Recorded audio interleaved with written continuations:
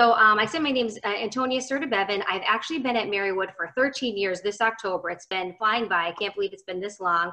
I was an alumni at Marywood as well too. I did go to Marywood. I got my degree in clinical psychology. So this is a great probably refresher for myself as well too with writing tips. I never was the greatest writer in school. I tried my best, and I did visit the writing center on Marywood's campus and also the tutoring center whenever I needed any assistance with certain papers that I may have had for like certain subjects that I needed assistance in. So I'm glad that you're here today to find out really what we can do to try to help you out. So if there's anything that you have questions on, like I said, chime in, or else we can get you situated at the end of the presentation with the chat feature. Okay, so I'm going to get started now as we move forward through here. So college writing requires some adjustments. A lot of you have your writing styles that you had in high school, and you're trying to transition to see how it's going to work out in college. So sometimes your teachers in high school may have expected something different from you than you have your college professors. They're definitely different writing styles and writing habits. Just keep an eye out when you are in some of your classes that your writing style may differ for each professor. So in one class, you may have to do it a certain way, and another class, they may want it like say APA style. So it all is different as you go along, but your professor will let you know exactly what they're requiring. It's great to go to the writing center as well, because those students have had a lot of the professors on campus. So wherever, if you're at Marywood or a different school, please try to go to see those students, because they can help you with guidance on how to write your papers because of the certain criteria or requirements that other professors require. So keep that in mind as you are in college for any of your classes. Everybody has a certain style that they have, but whatever the demand is, you know, you can definitely keep up with it as long as you just ask questions and get that taken care of. Just keep in mind, everybody knows how to write. We can all be good writers. We just have to keep practicing at it. So do your best and try to prepare in probably a lot more time that you would have if you were in high school, because it's a completely different ballgame, as I mentioned previously, as you move into college, the college experience. So this presentation will definitely give you some tips on how to prepare as best you can when you are writing in the college setting. So the tip first that she has here is to read all the directions. I myself, I think we're all guilty. We don't always read the directions all the way through all the time, and then we miss like some of the main keys. So maybe just always when you are going through your, like say if it's in the syllabus, what you're gonna have to do, and then you get your directions, because sometimes in the syllabus, it'll list like the different types of writing styles or how they want you to write that, and what's gonna be coming up are called rubrics that you're gonna be paying attention to. So just make sure you read all the instructions, guidelines, to make sure that you're doing everything that you need to do in order to make this the best paper, and by following what they want. So if they say they want it to be 2 to 3 pages, make sure that you're not making it 5 to 6, because they don't want to read anymore. They just want what they've asked for. So that's just kind of like a different type of tip as well too. So make sure that you read, there's some different tips here that you take a look at, what materials you need to respond to work with others, like if you need your textbook, class notes, assigned readings, different things like that. And make sure that you do know when your paper is due. A lot of times students will say, you know, I really don't remember when that paper's due. And then by the time you figure it out, it was due yesterday. So you want to make sure you have all that in place before you move forward. Now, your first paper in school, honestly, it's probably going to be one of your hardest. I know for myself, it was difficult, but just know that you will get there. It may take some practice, but you just have to do your best. Go to the resources on campus that will best help you with that, and you will get there. So don't beat yourself up in the beginning if you didn't do as well on the first paper that you have. It's college. Everybody's in the same boat. Not you have to kind of hone your skill with that. So you'll be fine. Just give yourself a little bit of breathing room with that. The second tip is understanding what the assignment is asking you to do. So look carefully at the verbs in the instructions and understand what each verb is asking you to do. Keep in mind that most assignments ask you to accomplish like one main thing. So as you're going along, just see what that says, and understanding the assignment is key. If you have any questions, make sure that you reach out to the faculty member that will be wanting you to do this paper. They're going to be the ones that can help clarify any different questions that you have for that. Different things that you can, like some words you can ask to demonstrate what you know about the subject. So take a look at this list, like defining, describing, explaining, illustrating, summarizing, tracing, that can even outline how something has changed or developed from an earlier time in its current form. Research. Take a look at these different keywords to see what you can demonstrate about what you know about the subject to help you really get your paper started and seeing what you can kind of combine in order to make that the best paper that you can be. Here are some words that ask you to demonstrate how things are connected. So how are you going to compare? How are you going to contrast different ideas? How are you going to apply the knowledge that you already know? Different causes and how it's going to relate to the connection between things in your paper. So as you're going along, just take a look at these words too to make sure you're able to connect certain things along your paper, because sometimes people end up having so many different things going on that nothing is gelling all together in one cohesive form. So I know for myself, and maybe some of you out there too, when you're writing something like, we have so many different ideas and it's so hard to kind of maybe connect this with this and that with that. So having some of these words to try to help you out and like pretty much writing some of these things out will help you organize it a lot better and your thoughts a lot better in that manner. Some words ask you to defend your ideas about your own topic.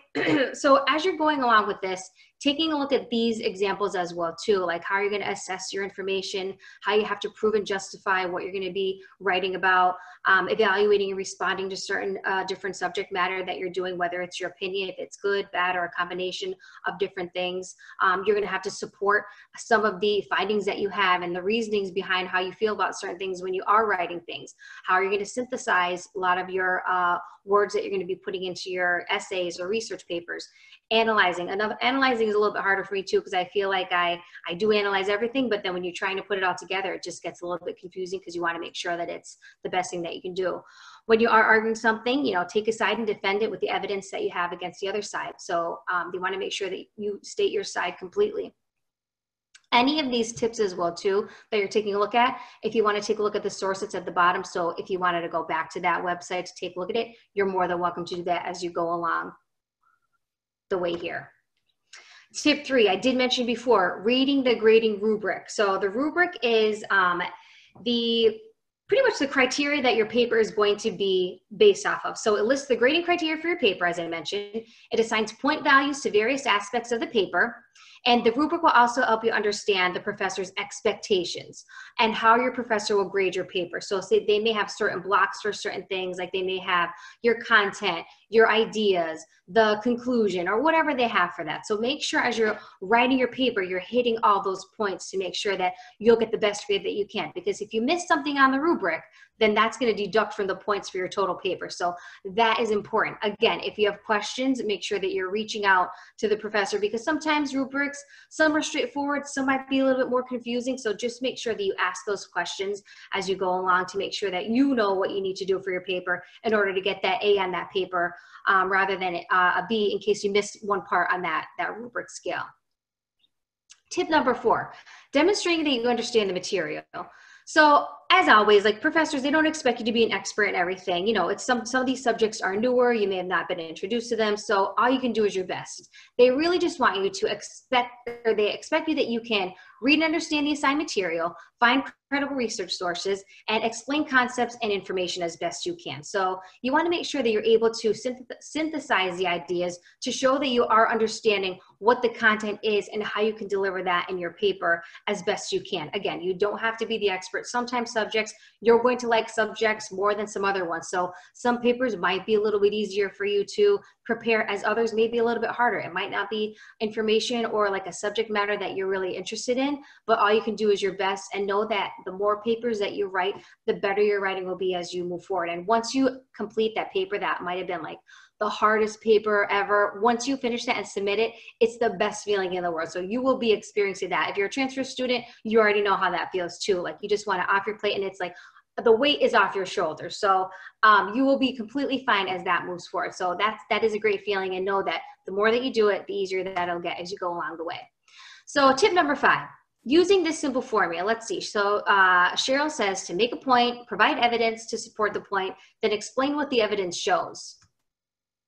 Tip number 6, organizing your thoughts, ideas, and information. So our Writing Center website, Cheryl has also updated that with the new APA guidelines. I believe it's, I think the 7th edition that we have updated. If I'm speaking out of turn, I apologize, but take a look on our website. Everything is updated now to the new edition, or the newest edition that we have for your resource, the resource needs that we have on campus, so students can get their papers in a better, you know, everything, so everything is correct. So take a look at our website. It's the website on campus, and you can go to the website and look at the resources section. It's a wealth of knowledge, as you can see here. She put a nice picture and depicting on what you need to do. So resources, that's like going to be your best friend as you go along the way, because you're going to need to learn how to complete these in regards to works cited, how you cite papers, and how you're going to cite page numbers, different types of documentation that you're going to be finding. So this will be a great tool for you to take a look at as you move forward. It also has handouts that you can utilize as well to organize your ideas. So that's another thing that you can take a look at. So I would definitely copy this down like a note, just go to resources page on the Writing Center as you move forward. So if you're not sure, you don't remember, then at least you know this, or you can come back to this presentation as I stated earlier that it'll be available for you to take a look at. So if you click on resources, you'll find the helpful handouts.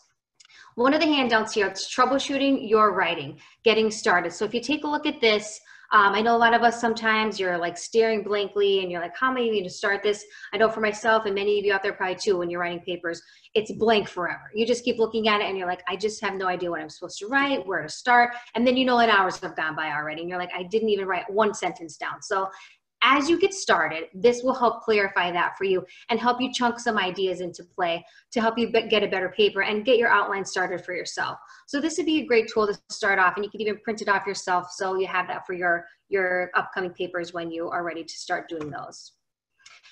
There is the idea web. This might be better so for like myself. If you have so many ideas always firing at one shot and you're like, I can't really hone it in for one certain specific idea or thought, this would be great to use. So it's called an idea web. So you start off with one main topic and then you just start offshooting different things or ideas for yourself that coincide with that. And then that will help you get the base of your paper as well, which you go along with it, and another great resource for you to utilize as you're moving forward writing your papers. Again, it is difficult to try to get started, but these type of handouts will help you get started. If you're not able to just kind of get that paper started, you have your thoughts all clear and concise, this will help you get those thoughts placed on paper. And if you want to change some things, you can. You don't have to keep it like this as well too. So tip number 7, how to find sources.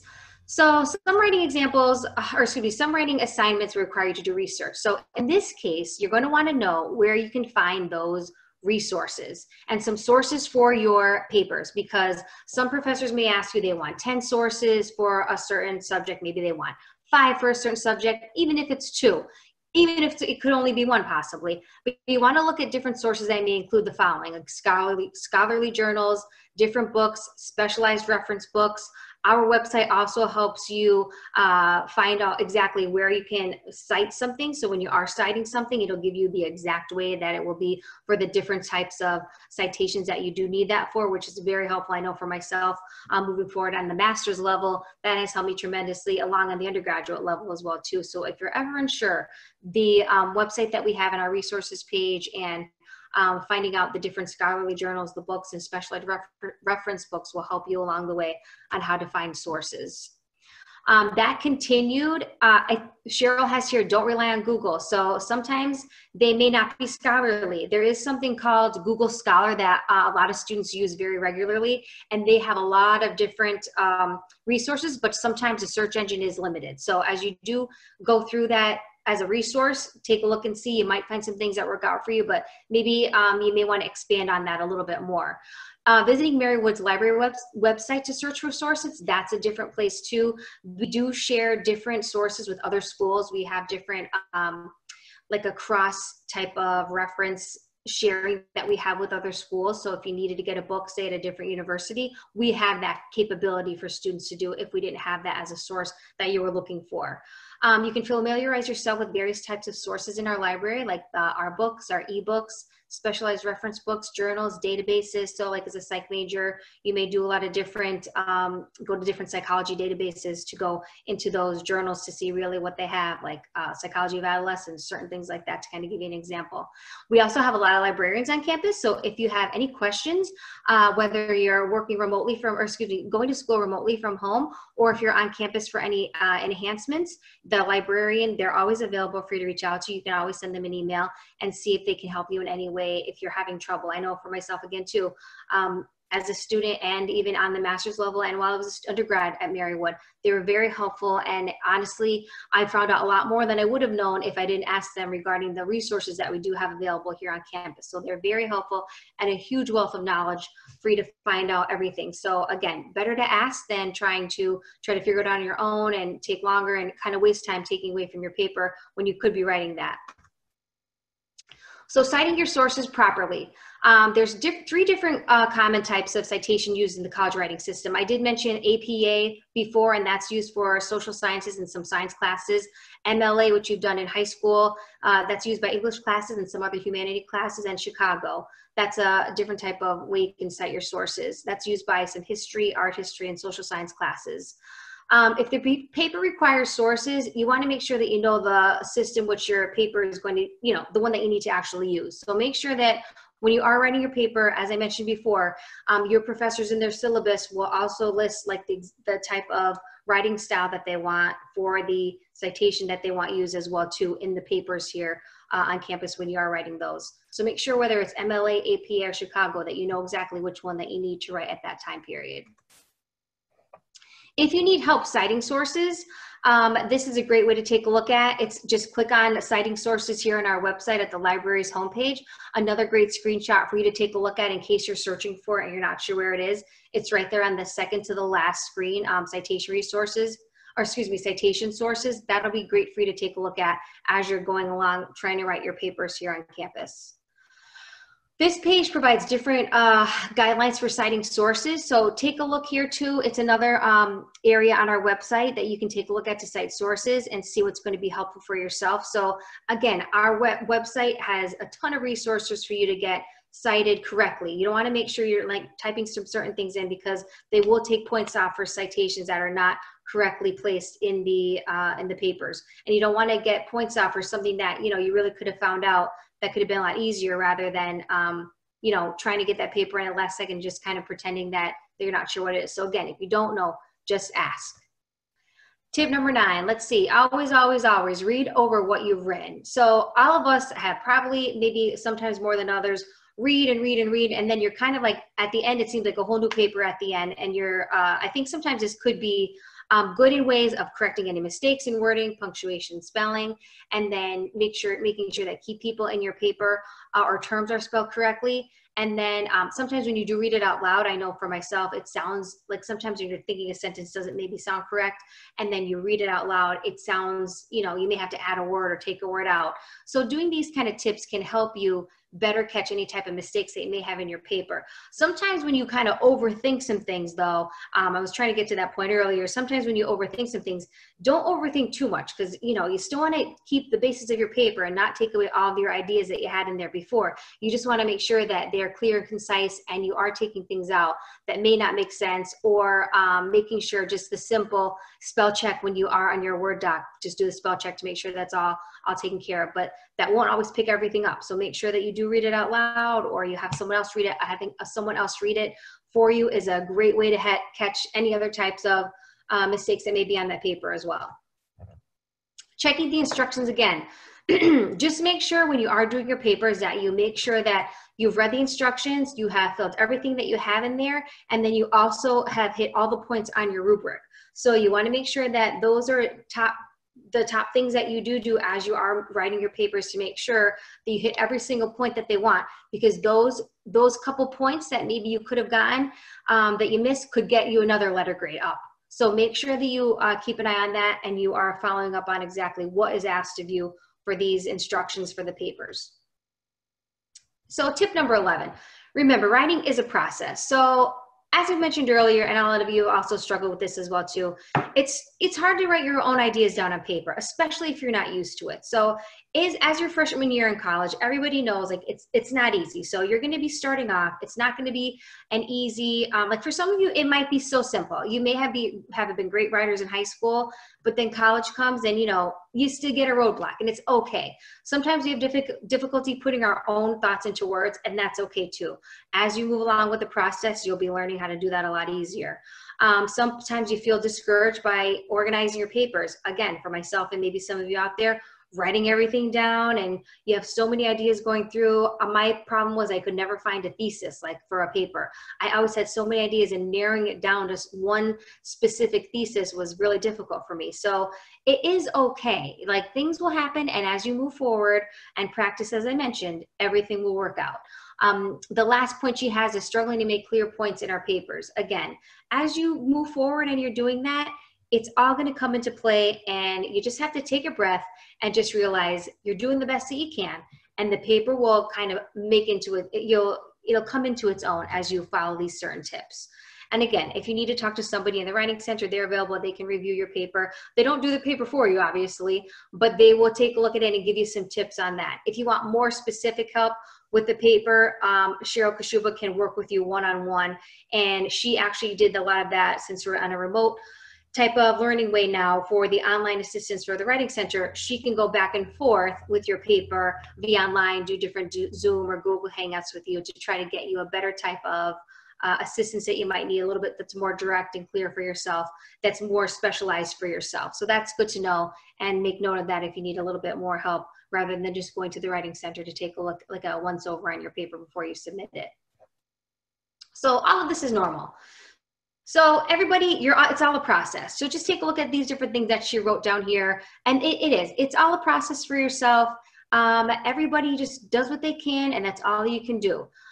Everybody faces challenges. So even writers, as they're writing, they all had to practice as well too. So everybody faces a challenge when they write. Some are better than others. As you get along with it, it'll be easier. And if for some reason it doesn't get easier, just know that you won't have to write papers for the rest of your life. So your major may not require that. Some majors require more papers. Other majors may not do that for yourself. So in the beginning, you may have chunks of papers that you do have to do, and maybe it'll be sporadic as you go along, but you will have to write papers while you are in college. So you have to be as best prepared as you can. So there are different tools and tips that are outlined in the presentation to help you to make sure that you know that. Now, this information here, it's written here. So I mentioned the peer tutors that you have them to help you with your writing assignments.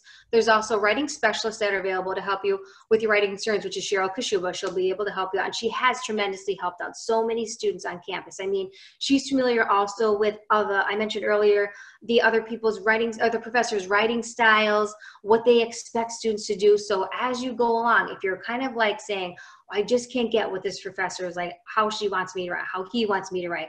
Always, send her an email and say, hey, I'm not sure, or go to the Writing Center. And like I said before, all those students have had those professors, so they can help you and say, okay, here's what you need to focus on for that person. This is what you need to focus on for this person. So they can help you get that better grade that you're looking for. If you want more information for the Writing Center page, it's listed here on this website here. You can take that down or just go to our website. But Cheryl's information is listed there for you as well too. She would like also people to make an appointment. So if for some reason when the school semester does start in the fall, I think if going from memory, there's an email area for her. So if you wanted to schedule an appointment with her specifically, you can do that.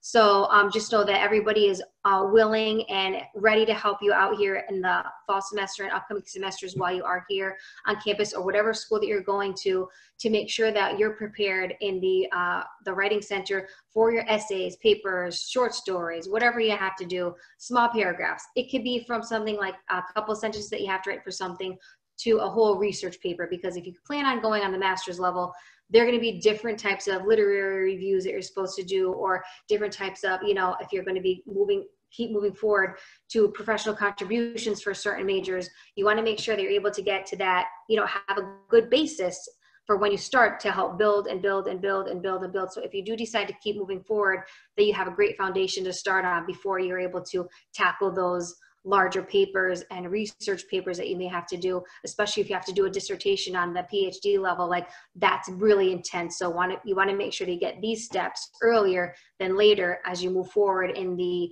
college setting. So that's the end of the presentation here. So what I'm going to do, I'm going to try to stop sharing here. Are there any questions that anybody has that I may be able to help them with, that maybe you are confused about or want me to go back to, that I can help you out with?